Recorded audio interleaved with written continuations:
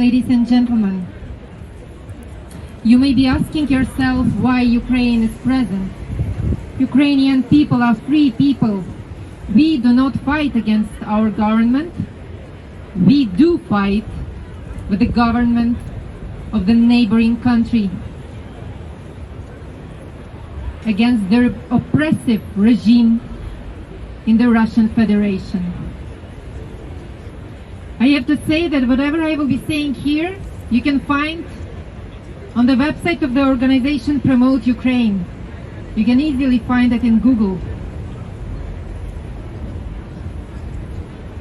In February this year, we at Promote Ukraine launched campaign Stop Russian Brutality to mark the 7th anniversary of the occupation of Crimea, of the war in eastern Ukraine, and the downing of the MH17 civilian aircraft over Ukrainian sky by Russian militants. Day before yesterday, Crimean Tatars marked 77th anniversary of their deportation from Crimea, the painful deportation in which thousands of people died on the way out of Crimea. And now they again must flee their homes due to persecution by Russia. 4,950 fundamental human rights violations have been recorded in Russian-occupied Crimea. Russia fearlessly violates human rights.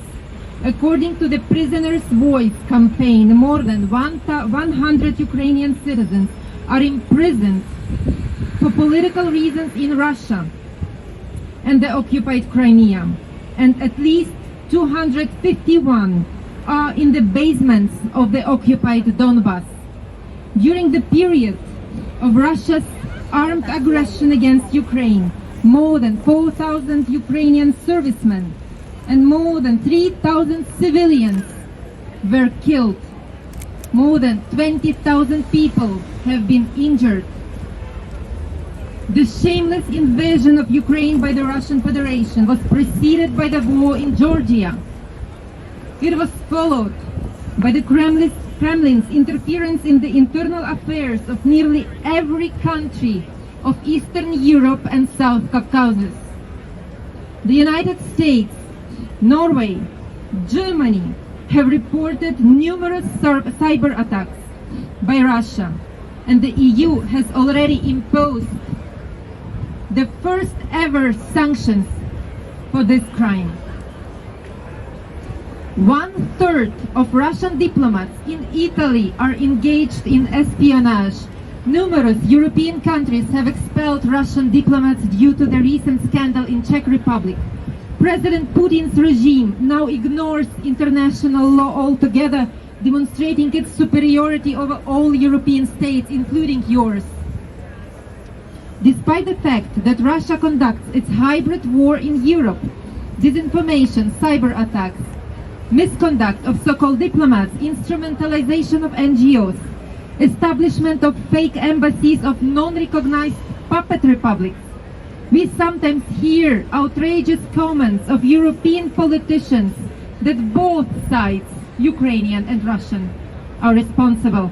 These comments legitimize Putin's aggression. We should remember appeasement emboldens.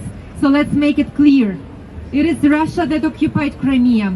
It is Russia that creates energy crisis for Ukraine and blackmails Europe. It is Russia that gives Russian citizenship to Ukrainians in order to later defend new Russians on the territory of Ukraine. It is Russia that is engaged in the military buildup in eastern Ukraine. It is Kremlin-controlled media that conducts psychological war on the people of Ukraine and people of the European Union. So join us in the efforts to stop Russian brutality. Join the campaign Together for Freedom. We must fight Russian regime because this is the regime that is in common to all of the people who are present here today. Stop Russian brutality.